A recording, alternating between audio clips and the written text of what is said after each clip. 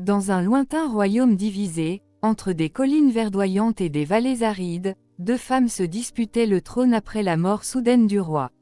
Ce royaume, autrefois prospère sous le règne du roi Demba, se trouvait maintenant plongé dans le chaos, les murmures de guerre civile et les ombres de la trahison.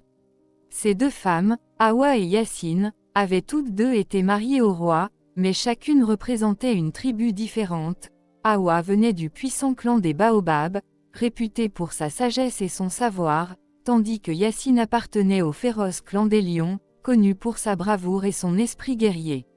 Le roi Demba, bien qu'unificateur de ces deux clans, n'avait pas laissé d'héritier direct. Sa mort soudaine, survenue dans des circonstances mystérieuses, laissait son royaume dans un vide politique dangereux. Hawa et Yassine, fortes de leurs origines et de leurs ambitions, se retrouvaient à la croisée des chemins, chacune cherchant à prouver qu'elle seule était digne de régner. Le village du royaume résonnait encore des chants et des festivités célébrant le roi lorsqu'une sinistre nouvelle ébranla la quiétude. Le roi Demba avait été retrouvé mort dans son palais, sans signe de lutte ni de maladie apparente. Ce fut comme si la vie elle-même avait quitté son corps sans prévenir.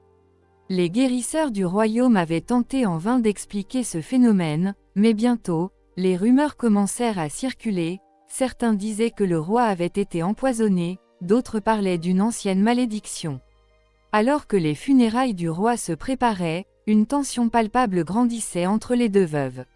Le Conseil des sages, autrefois unifié, se divisait également. Chaque clan, celui des Baobabs et celui des lions, proclamait sa reine comme la digne successeur du trône. C'est Hawa qui doit régner, disaient les partisans des Baobabs. Elle est sage et elle a toujours su guider le peuple avec douceur et raison. Non, Yassine est la plus apte, rétorquaient les lions. Elle a combattu aux côtés du roi, elle sait ce qu'est la force d'un leader. Le royaume, autrefois uni sous la bannière du roi Demba, se trouvait désormais scindé en deux camps. Face à l'impasse politique, le Conseil des sages se réunit pour tenter de trouver une solution. Les anciens, parmi lesquels se trouvait le vénérable sage Kahan, rappelaient une prophétie ancienne, transmise de génération en génération. Lorsque le royaume sera divisé par la mort d'un roi sans héritier, deux femmes se lèveront. Mais une seule est destinée à régner, et pour cela, elle devra sacrifier ce qu'elle a de plus cher. Ces mots, à la fois mystérieux et inquiétants, résonnèrent comme un coup de tonnerre dans les cœurs des deux reines. Hawa et Yassine étaient toutes deux prêtes à tout pour obtenir la couronne, mais cette prophétie ajoutait une couche supplémentaire de tension. Quelle serait la nature du sacrifice requis? Chacune des deux reines interpréta la prophétie à sa manière, mais elle savait que ce choix les pousserait à explorer leurs limites. Hawa, née dans une famille de guérisseurs et d'érudits, avait toujours incarné la sagesse. Elle était respectée pour sa capacité à calmer les conflits et à trouver des solutions pacifiques. Sous son mariage avec le roi Demba, elle avait été celle qui conseillait dans l'ombre, utilisant son intelligence pour maintenir l'équilibre entre les clans. Cependant, Hawa savait que son défi serait de convaincre les guerriers du royaume qu'elle pouvait aussi être forte en période de guerre. La paix est la plus grande des forces, disait-elle souvent, mais en ces temps troublés, ses paroles de calme étaient souvent étouffées par le fracas des épées et des boucliers. Dans son palais, Hawa méditait sur la prophétie. Son cœur de mère se serrait à l'idée de perdre son fils, Salif, son unique enfant et son plus précieux trésor. Était-il possible que le sacrifice annoncé par la prophétie soit celui de son fils? Elle chassait cette pensée, mais elle revenait sans cesse. De son côté, Yassine, avec son allure imposante et ses muscles sculptés par les batailles, n'avait jamais connu la peur. Guerrière redoutable, elle avait mené des armées aux côtés de son défunt époux. Beaucoup la considéraient comme une chef-née, capable de tenir tête à n'importe quel adversaire. Cependant, malgré son tempérament de feu, Yassine portait également un secret douloureux. Elle avait perdu son fils unique lors d'une guerre précédente et depuis, elle portait en elle une profonde douleur, une blessure qui ne cicatriserait jamais. Cette perte, pourtant, la rendait encore plus déterminée à ne plus jamais connaître la défaite. La prophétie l'intriguait. Quel sacrifice me reste-t-il à faire? J'ai déjà tout perdu, pensait-elle souvent. Pour Yacine, cette prophétie était une énigme à résoudre, mais elle était certaine d'une chose, elle ne renoncerait jamais à la couronne. Les semaines passèrent, et les deux reines multiplièrent les alliances et les manœuvres politiques. Hawa, en s'appuyant sur la sagesse des anciens, chercha à convaincre les chefs de clan en leur promettant un règne de justice et de paix. Elle organisa des cérémonies pour honorer les ancêtres et apaiser les esprits, espérant ainsi rallier les cœurs à sa cause. Yacine, elle, s'entoura de guerriers. Elle renforça les défenses du royaume et se prépara à une éventuelle guerre. Si c'est par le sang que ce trône doit être conquis, alors qu'il en soit ainsi, déclara-t-elle un jour lors d'un conseil de guerre. Cependant, les tensions politiques ne se limitèrent pas aux seules reines. Dans le palais et les villages, les serviteurs, les paysans, et même les enfants se divisaient entre les partisans d'Hawa et ceux de Yacine.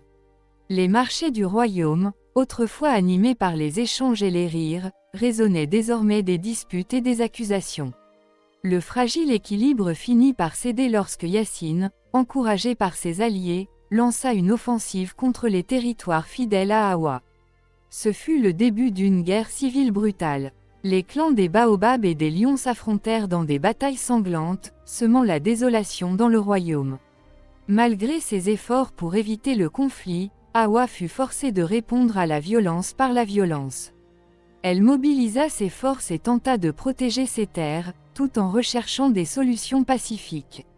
Mais à chaque victoire de l'un des camps, la situation devenait plus sombre. Les champs furent brûlés, les villages détruits, et le peuple souffrait. Beaucoup commencèrent à murmurer que la prophétie était en train de se réaliser, et que cette guerre fratricide conduirait à la chute de tout le royaume. Alors que la guerre faisait rage, les deux reines se tournèrent vers des forces plus anciennes, cherchant désespérément à prendre l'avantage. Hawa, guidée par les sages de son clan, consulta des guérisseurs et des devins pour connaître l'avenir. Elle apprit que seule la magie des ancêtres pourrait lui donner la force nécessaire pour restaurer la paix. De son côté, Yacine se tourna vers des esprits plus sombres. Elle se rendit dans une grotte secrète, où des sorciers pratiquaient d'anciens rituels. Là, elle conclut un pacte avec une entité redoutée, offrant son propre sang en échange de la victoire. Mais en échange, l'esprit lui rappela, « Tu as déjà tout sacrifié, mais pour régner, tu devras abandonner même ce que tu ignores. » La prophétie approchait de sa réalisation. Les deux reines, épuisées par des mois de guerre, se retrouvèrent face à face pour un dernier affrontement. Ce serait la bataille, décisive, celle qui déterminerait l'avenir du royaume. Hawa, devant la perspective de perdre son fils dans ce conflit, comprit enfin ce que la prophétie exigeait. Elle devait sacrifier son amour protecteur et laisser son fils, Salif, combattre à ses côtés. Pendant des années, elle avait préservé Salif du danger, le protégeant des conflits et des responsabilités, mais maintenant elle réalisait que pour sauver le royaume, elle devait le laisser devenir l'homme qu'il était destiné à être. Salif devait prouver sa valeur au combat, et elle devait accepter de le voir risquer sa vie. De l'autre côté du champ de bataille, Yacine, armée de la force sombre qu'elle avait invoquée, se tenait prête à mener ses troupes au combat final. Elle pensait que tout ce qu'elle avait perdu, y compris son propre fils, la rendait invincible. Mais en elle, une vérité plus douloureuse commençait à émerger, ce qu'elle avait sacrifié n'était pas seulement son enfant, mais aussi son humanité, son sens de la compassion et de la communauté. La magie obscure avait pris plus qu'elle ne l'avait imaginé. Le jour de la grande bataille arriva, et les deux armées s'affrontèrent sous un ciel orageux. Les éclairs illuminaient le champ de bataille, et le tonnerre grondait comme si même les cieux se révoltaient contre ce conflit. Salif, sous le regard à la fois fier et inquiet de sa mère, s'élança courageusement dans la mêlée. Il avait été formé par les meilleurs guerriers du royaume, mais c'était la première fois qu'il se battait dans une vraie guerre. Hawa le regardait avec une douleur sourde dans le cœur, consciente que ce sacrifice, bien qu'indirect, était nécessaire pour la survie de son peuple. De l'autre côté, Yacine, déchaîné par la magie noire, menait ses troupes avec une férocité redoublée. Chaque coup d'épée semblait imprégné d'une force surnaturelle, et même ses soldats paraissaient plus agressifs, portés par l'énergie sombre qui les entourait. La bataille fit rage pendant des heures, les deux camps se rendant coup pour coup. Les pertes étaient lourdes des deux côtés, et la terre elle-même semblait pleurer sous le poids du sang versé. Alors que le conflit atteignait son apogée, une chose inattendue se produisit. Les sages des Baobabs, qui avaient observé la guerre depuis leurs montagnes reculées, décidèrent qu'ils ne pouvaient plus rester silencieux. Un groupe de devins, mené par Ka'an, descendit des montagnes et fit appel à l'esprit des anciens pour arrêter cette folie destructrice. Avec des chants anciens, ils invoquèrent une tempête d'une puissance inouïe. Le ciel s'assombrit encore plus, et une pluie torrentielle commença à tomber, effaçant presque toute trace de la bataille. Les guerriers, pris de court, reculèrent, leurs épées lourdes et leurs boucliers inutiles sous la pluie battante. Hawa et Yassine, elles, restèrent immobiles au milieu du chaos, conscientes que quelque chose de plus grand que leur rivalité se jouait à cet instant.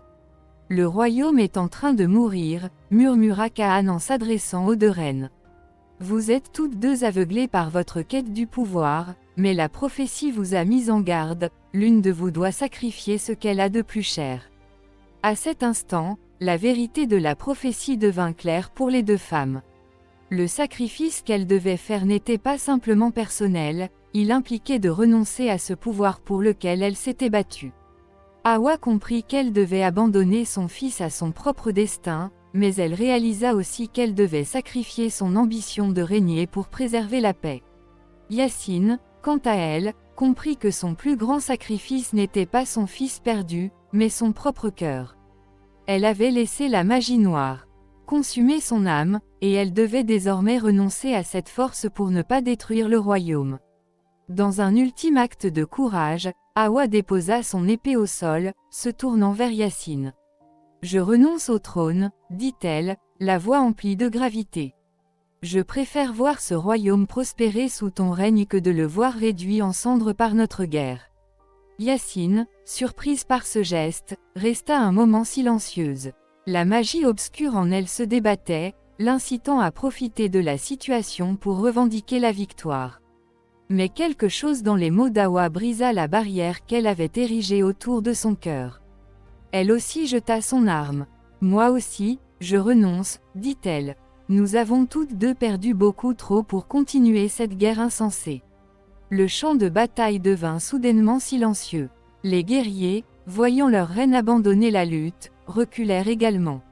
Les pluies torrentielles cessèrent, et un rayon de soleil perça à travers les nuages épais, illuminant les deux femmes qui, enfin, mettaient fin à ce long conflit. Le royaume, désormais sans monarque, ne sombra pas dans le chaos comme beaucoup l'avaient craint.